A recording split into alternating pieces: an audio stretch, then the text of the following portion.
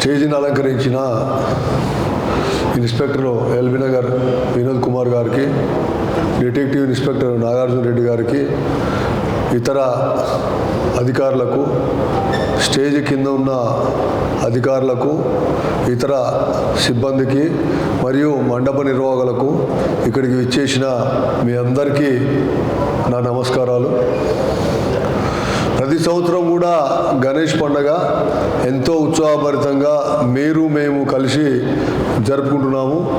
Last year కూడా చాలా ఉత్సాహభరితంగా ఉత్సవాలు జరిగినాయి. చెదురుమదురు చిన్న చిన్న సంఘటనలు తప్ప ఈసారి ఆ మాత్రం సంఘటనలు కూడా జరగకుండా మీరందరూ సహకరించి తప్పకుండా ఉత్సాహంగా ఎలాంటి గొడవలు జరగకుండా మీరు నిర్వహించేటందుకు మీ సహకారం అవసరం. కాబట్టి మీ సహకారం లేనిది ఉత్సవాలు సక్సెస్ఫుల్గా కావు. కాబట్టి మీరందరూ మండప నిర్వాహకులు అంతా కూడా పోలీస్ సూచనల్ని, ఇతర డిపార్ట్మెంట్ వల్ల సహకారాన్ని తీసుకొని తప్పకుండా విజయవంతం చేస్తారని చెప్పి మేము ఆశిస్తున్నాం. దాదాపుగా పోయినసారి పెట్టిన విగ్రహాలు కూడా మీకు తెలుసు. ఇక్కడ సరూనగర్ ట్యాంకు మెయిన్ ఉన్నది, మన కాడ నుంచి అక్కడికి పోతాయి. ఇక్కడ బేబీ పాండ్ కూడా ఎన్టీఆర్ నగర్లో ఉన్నది. అదేవిధంగా చింతలకుంట దగ్గర కూడా అది వనస్థలిపురం లిమిట్స్కి వచ్చినప్పటికీ అక్కడ కూడా ఒక బేబీ పాండ్ ఉంది. ఈ రకంగా వివిధ ప్రాంతాలకు గణేష్ విగ్రహాలు తీసుకొని నిమజ్జనం చేసేందుకు తగిన ఏర్పాట్లు చేయడం జరిగింది.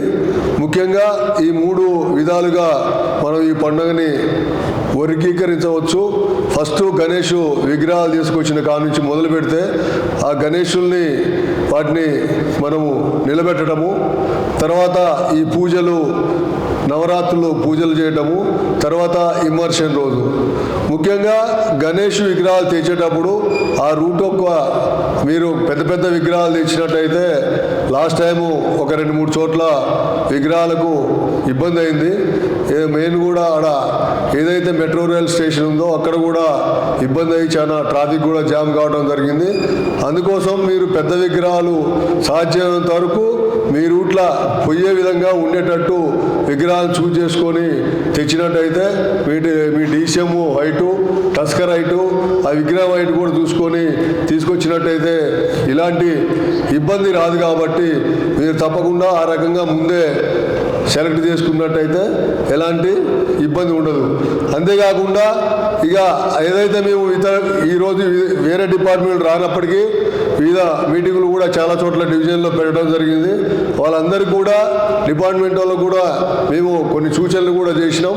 ఎందుకంటే ఏదైతే స్ట్రీట్ లైట్స్ ఉన్నాయో స్ట్రీట్ లైట్స్ అన్ని చోట్ల కూడా బల్బులు లేని చోట్ల స్ట్రీట్ లైట్స్ వేయాలని చెప్పినాం. అదేవిధంగా చెట్టు కొమ్మలు, చెట్లు ఎక్కడైతే అడ్డం వస్తాయో వాటిని కూడా తీసివేయాల్సిన అవసరం ఉందని చెప్పినాం. అంతేకాకుండా కొక్కేలకు ఎల్టీ పరిస్థితుల్లో కూడా కొక్కేలు మెయిన్ లైన్కు కరెంటు ఏలాడదీసి కొక్కేలతోటి లైన్ తీయడం అనేది ఎట్టి పరిస్థితులు కూడా ఎలో చేయొద్దని చెప్పినాం. మీరు స్టాండర్డ్ వైర్ పెట్టుకొని తప్పకుండా వాళ్ళ సహకారం తీసుకొని, లేకపోతే వాళ్ళ అందుబాటులో లేకపోతే ఎవరైనా ఎలక్ట్రీషియన్ సహకారం తీసుకొని మాత్రమే మీరు ఆ గణేష్ విగ్రహం దగ్గర మీరు ఎలక్ట్రిసిటీ ఏర్పాట్లు చేసుకోవాల్సిన అవసరం ఉంది. అప్పుడు మాత్రమే ఆ విగ్రహాలు కావచ్చు, మనకు కావచ్చు, రక్షణగా ఉంటుందని చెప్పి తెలియజేస్తున్నాను. అంతేకాకుండా ఎక్కడైతే నైటు మీరు తప్పకుండా యువకులు నైటు ఆడ పడుకునే విధంగా కూడా ఏర్పాటు చేసుకోవాల్సిన అవసరం ఉంది విగ్రహాల కాడ. ఎందుకంటే లడ్డు దొంగతనాలు కూడా కొన్ని చోట్ల అయిన సంఘటనలు ఉన్నాయి. కాబట్టి ఆ రకంగా సెంటిమెంటల్గా అది కొంత ఇబ్బందికర పరిస్థితి ఉంటుంది. కాబట్టి తప్పకుండా ప్రతి గణేష్ మండపం కాడ కూడా మీరు పడుకునే విధంగా నైటు వాటిని కాపాడుకునే విధంగా కూడా మీరు చర్యలు తీసుకోవాల్సిన అవసరం ఉంది. అంతేకాకుండా బజార్లలో కూడా ఏదైతే మట్టి కుప్పలు ఉన్నాయో లేకపోతే గుంతలు ఉన్నాయో కొన్ని చోట్ల ఇల్లు కట్టే చోట్ల ఇటుకలు, రాళ్ళు, ఇసుక ఎట్లా పడితే అట్లా రోడ్ల మీద కనపడుతున్నాయి. వాటిని కూడా ఖచ్చితంగా తీయాలని చెప్పి జిహెచ్ఎంసీ సిబ్బందికి కూడా చెప్పడం జరిగింది. శానిటేషన్ విషయంలో కూడా తప్పకుండా ఆ రూట్లో శానిటేషన్ కూడా శుభ్రంగా ఉండేటట్టు చర్యలు తీసుకోవాలని చెప్పినాం. వాళ్ళు కూడా ప్రతి గణేష్ మండపం దగ్గర ఒక బ్లాక్ పెద్ద పాలిథీన్ కవర్ కూడా మీకు సప్లై చేయడం జరుగుతుంది. ఎందుకంటే ఆ పూజ అయిపోయిన తర్వాత ఏదైతే పూలు మిగతా ఏదైతే వేస్టేజ్ ఉంటుందో తప్పకుండా ఆ బ్యాగులో వేసినట్టయితే వాళ్ళు శానిటైజేషన్ సిబ్బంది రోజు విడిచి రోజు లేకపోతే రోజు కూడా క్లియర్ చేసి వాటిని శానిటైజేషన్ కూడా చూస్తారు. కాబట్టి ఆ రకంగా కూడా చర్యలు తీసుకోవాల్సిన అవసరం ఉంది. అంతేకాకుండా ఎప్పటి నుంచో దీర్ఘకాలంగా ఉన్న సమస్య ఇది.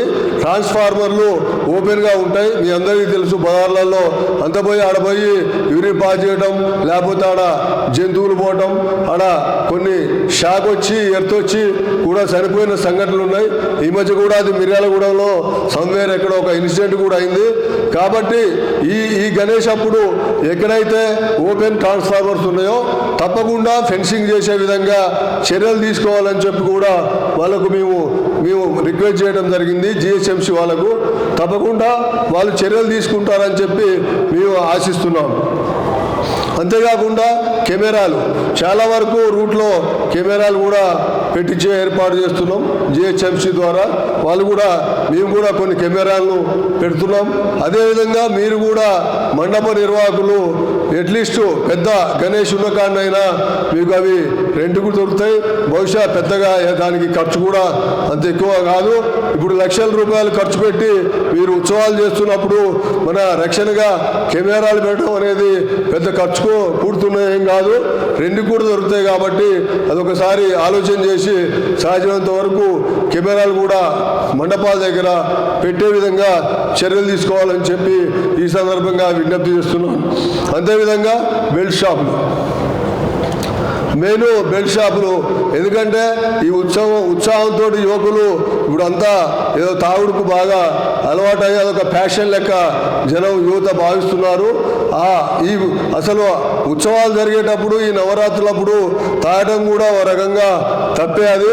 అందువల్ల బెల్ట్ షాపులు ఎట్టి పరిస్థితులు కూడా నడవకుండా పోలీస్ శాఖతో పాటు మీరు కూడా మాకు సపోర్ట్ చేయాల్సిన అవసరం ఉంది.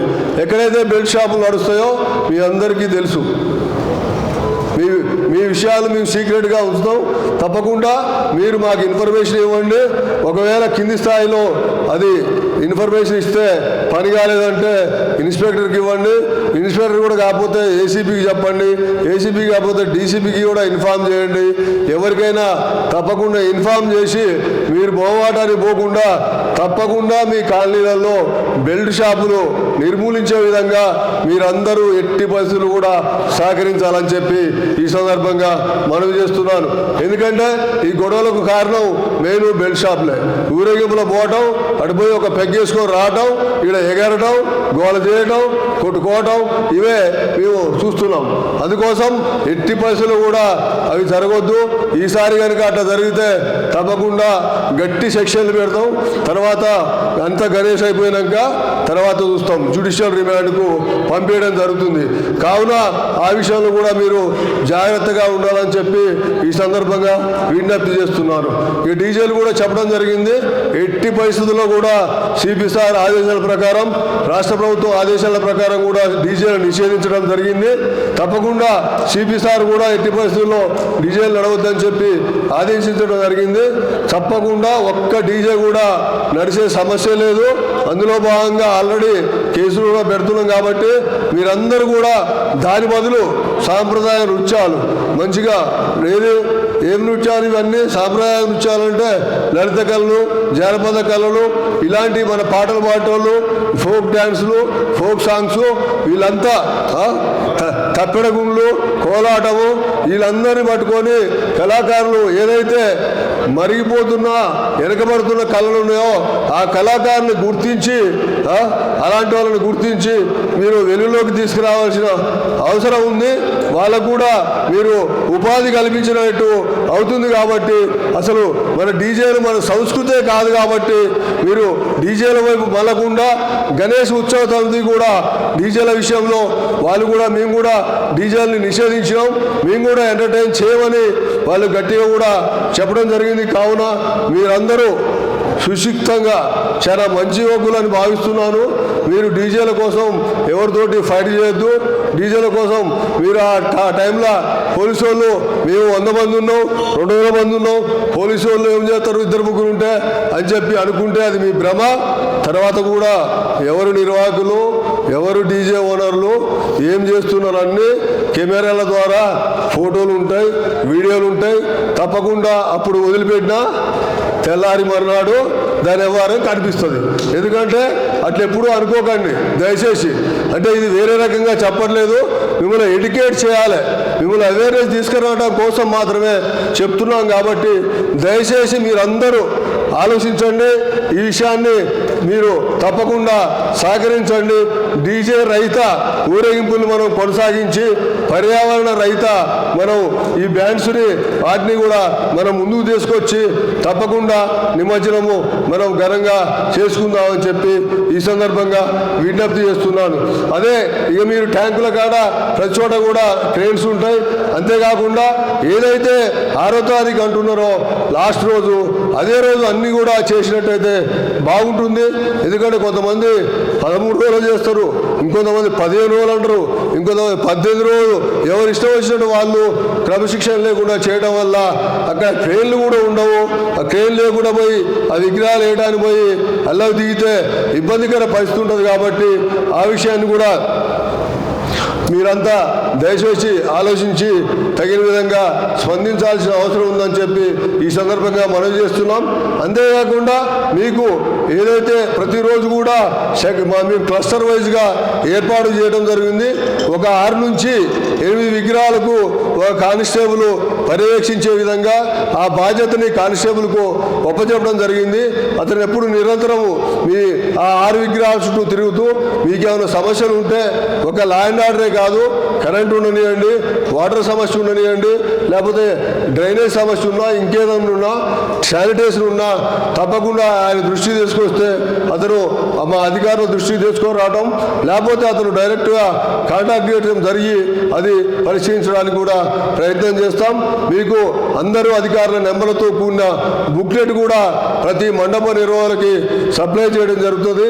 తప్పకుండా దాన్ని మీ కాడ ఒక పాయింట్ బుక్ కూడా పెట్టి ఎప్పటికప్పుడు ఏం జరుగుతుంది, ఎలా జరుగుతుందని కూడా నిరంతరం పర్యవేక్షించడం జరుగుతుంది. ఒక కానిస్టేబులే కాకుండా ఆ సెక్టర్ ఎస్ఐ కూడా ఉంటాడు, తర్వాత ఇన్స్పెక్టర్ ఉంటాడు, ఏసీపీగా మేము, డీసీపీగా సార్ కూడా అన్నీ కూడా తిరుగుతారు. కాబట్టి మీరు తప్పకుండా సహకరించినట్టయితే దీన్ని మనం మంచిగా ఉత్సాహభరితంగా జరుపుకొని సంతోషంగా జరుపుకుందామని చెప్పి మరొకసారి పిలుపునిస్తున్నాను. ఎందుకంటే ముఖ్యంగా ఏది సక్సెస్ కావాలన్నా, ఏది ప్రోగ్రాం విజయవంతం కావాలన్నా ప్రజల సహకారం అవసరం. ప్రజల సహకారం లేకుండా పోలీసు ఒక్కళ్ళే ఏమీ చేయలేరు. కాబట్టి మీరు సహకరించినప్పుడే, అంటే ఇప్పుడు ఈవెన్ నేరస్తుల్ని పట్టుకోవాలన్నా, నేరాలు జరగకుండా చూడాలన్నా, నేరాల్ని వాళ్ళకి శిక్షలు పడాలన్నా నేరస్తులకు కూడా మీరు సహకరించినప్పుడు మాత్రమే అది సాధ్యమవుతుంది. కాబట్టి తప్పకుండా మీ సహకారాన్ని అర్థిస్తున్నాం. మీరందరూ సహకరించి ఎల్బీనగర్ డివిజన్లో ఈ గణేష్ ఉత్సవాల్ని చాలా శాంతియుతంగా, పీస్ఫుల్గా అయ్యే విధంగా, ఉత్సాహభరితంగా జరిగే విధంగా సహకరిస్తారని ఆశిస్తూ, ఇప్పుడు మనము చాలా ఈజీగా తీసుకుంటాం. ఈ నుంచి 1 కిలోమీటరే కదా, 2 కిలోమీటర్లే కదా, అర్ధ కిలోమీటరే కదా, ఏమైతుంది ఒక నిర్లక్ష్యము వాల్యూ మనం వెనకట్టలేదు. మనం 1 లక్ష కోట్లు తెచ్చినా ప్రాణాలు తెచ్చేయలేదు.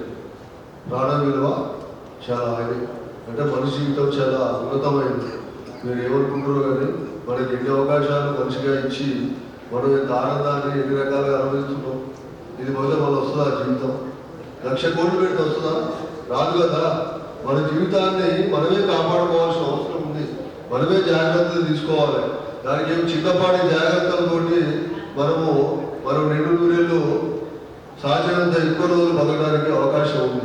కావున ముఖ్యంగా డ్రైవర్ల విషయంలో కూడా చాలా జాగ్రత్తగా ఉండాలి. డ్రైవర్లు ఏంటంటే పండగ కదా, మనమే మీ పక్కన ఆయనే వాళ్ళ వీళ్ళు ఏమైనా ఏం కావాలి ఏంటి కదా, అంటే మీరు చూసిన సంఘటనలు ఉన్నాయి. ఆ రకంగా వాళ్ళు ఎంటర్టైన్ చేయడం కానీ, లేకపోతే మీరు ఎట్టి పరిస్థితుల్లో ఊదిస్తాం డ్రైవర్లని, ఈ టైంలో ఊదిస్తేట సార్ అని వాళ్ళ మీరు పంచాయతీకి రావడం, అది ఎవరి కోసం అండి? మీకోసం, మా కోసం కాదు.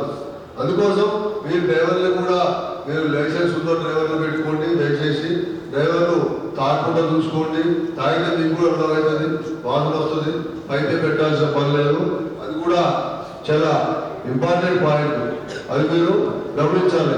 అంతేకాకుండా విగ్రహం కింద ఒకవేళ ఏదైనా ఎంతైనా ఏదైనా కొంచెం షాక్ రాకుండా ఉండాలంటే ఏదైనా మన ప్లాస్టిక్ లాంటిది ఏదైనా టార్పల్ లాంటిది అంటే ఎలక్ట్రికల్ షాక్ ఐరన్ అయితే ఇమీడియట్ వస్తుంది. అలాంటిది ఏదైనా ఆ విగ్రహం దాని వద్ద వేస్తే అది కూడా కొంచెం మనకు రక్షణగా ఉంటుంది. కాబట్టి ఆ పని కూడా చేస్తే బాగుంటుందని చెప్పి ఈ సందర్భంగా చూస్తున్నా. వేరు మాత్రం మీరు తప్పకుండా ఈ రకంగా మీరు చూసుకున్నట్టయితే మంచిగా సజావుగా సాగుతుంది. మీరు కూడా వైషమ్యాలు గొడవలు గిడవలు కాకుండా ఖాళీగా అందరూ అసలు దీని ఉద్దేశమే కలిసికట్టుగా జన సమూహాలన్నీ కలిసికట్టుగా పండుగలు చేసుకోవాలనే ఉద్దేశంతో ఈ వినాయక చతుర్థి వచ్చింది. అది మీకు కూడా తెలుసు. అందుకోసం వల్ల అదని ఇదని ఏది కూడా చిన్న చిన్న విషయాలు విషయాలు పోకుండా మీరందరూ సమయంలో పాటించి ఒక కుటుంబ సభ్యులాగా ఈ వేడుకలు నిర్వహించుకొని అందరూ కూడా మంచి సంకేతాలు ఇవ్వాల్సిన అవసరం ఉంది. కాబట్టి ఆ రకంగా ముందు పోదామని చెప్పి మీకు ఏ రకమైన ఇబ్బంది వచ్చినా తప్పకుండా 24/7 పోలీసు తప్పకుండా 24/7 పోలీసు మీకు అందుబాటులో ఉండదు తప్పకుండా. ఎందుకంటే అది పోలీసుకు మీరు చాలా మంది అసలు పోలీసులు సమాజంలో లేవు, ఆ విషయం వాస్తవం. అందుకోసం మీరు పోలీసుని మీరు సహకరించాలి, గౌరవించాలి. పోలీసు కూడా ప్రజల్లో భాగం అనే విషయాన్ని మీరు గుర్తించాలి. ఎందుకంటే కొన్ని సంఘటనలు ఉంటాయి. ఈ మధ్య కూడా బహుశా వారం రోజుల క్రితం అనుకుంటా, అంటే ఎందుకు చెప్తున్నారంటే కేరళ ఒక టూర్ పోయింది, ఒక 10 మంది లేడీస్ పోయినాక అది పోయినాక 5వ రోజు వాళ్ళు టూర్ ఏదో అది చేసిరు సరిగా పైసలు తీసుకెళ్ళి లేదు. రిటర్న్ టికెట్లు ట్రైన్ టికెట్లు ఒక 5 మందికి బుక్ అయినాయి, 5 మందికి బుక్ కాలేదు. బుక్ కాకుండా వాళ్ళు బస్సులో ఆ నుంచి కేరళ నుంచి బస్సుకు రావాలంటే వాళ్ళు అదే అని చెప్పి ఆడ వైజాగ్ రైట్ 12:45కు నాకు కాల్ చేసింది వాళ్ళు అక్కడి నుంచి కేరళ నుంచి. నేను ఎప్పుడైనా ఇప్పుడు 12:40 కాల్ అటెండ్ చేసి ఏందమ్మా ఏంటంటే సార్ ఇట్లా ఎల్బీ నగర్ ఏరియా ఉంటుంది సార్, రాలేదు వాళ్ళ ట్రావెల్స్ పేరు చెప్పి మేము చేస్తే ఫోన్ ఎత్తట్లేదు, మాకు రెస్పాన్స్ ఇవ్వట్లేదు, మేము చాలా లేడీస్ ఉన్నాం, మాకు ఇబ్బంది పడుతున్నాం, ఇట్లా జరిగింది సార్ అని చెప్తే నేను అంటే నైట్ ఇమీడియట్లీ అది మాట్లాడి మాట్లాడి 1:30 వరకు అది మాట్లాడి వాళ్ళని వల్ల ట్రావెల్స్ వాళ్ళకు కరెక్ట్ మాట్లాడే విధంగా చేసి అంటే వాళ్ళకు రోజు ఉంటే ఖర్చులు వాడే పెట్టుకునే విధంగా హోటల్ కానుంచి ఫుడ్ కానుంచి మళ్ళా నెక్స్ట్ డే ట్రైన్ టికెట్స్ వాడే విధంగా చేసి వాళ్ళు మళ్ళా మర్నాడు వాళ్ళు హైదరాబాద్ అక్కడి నుంచి హైదరాబాద్ రావడం జరిగింది. వారం 10 రోజులతో జరిగింది. అంటే వాళ్ళు జరిగితే అయిపోయింది. నాకు ఈరోజు మెసేజ్ పెట్టినారు సార్, అంటే చాలా గొప్పగా పెట్టినారు, అంటే అది గొప్పగా చెప్పట్లేదు. అంటే మనం మేమంతా ఉన్నదే పబ్లిక్ కోసం, మేమంతా పబ్లిక్ కోసం ఏదైనా తెలిసినలో కింది స్థాయిలో కానీ ఏమైనా జరిగితే కొంచెం జరుగుతుండొచ్చు, ఏది కొంచెం బిహేవియర్లో అనేది. ఎందుకంటే పొద్దుదాకా 24 గంటలు పని చేసుకుంటా చిన్న మానవ సహజం అది మీరు దాన్ని పెద్ద మనసుతోటి అర్థం చేసుకోవాలి. అంతేగాని పోలీస్ అంటే నెగిటివ్ ద్వారా ఉండొద్దు. నెగిటివ్ ద్వారా ఉందంటే ఒకటే అంట, ఒక 24 గంటలు పోలీస్ లేని సమాజాన్ని మీరు ఊహించుకోవాలి. ఎవరైతే పోలీసు గురించి ఆలోచిస్తారో ఒక 24 గంటలు పోలీసు లేని సమాజాన్ని ఊహించుకున్నట్టయితే అప్పుడు పోలీసు అంటే ఏంటనేది తెలుస్తుంది. వాస్తవా కాదా? ఇది నా వ్యక్తిగత అభిప్రాయం. దయచేసి మీరందరూ కూడా సహకరించండి. తప్పకుండా మీ వద్ద మీ ఎట్ట ఉంటాం, మీకు మంచిగా సహకరిస్తాం. ఇది మన పండుగ, మనందరం కలిసి జరుపుకుందాం.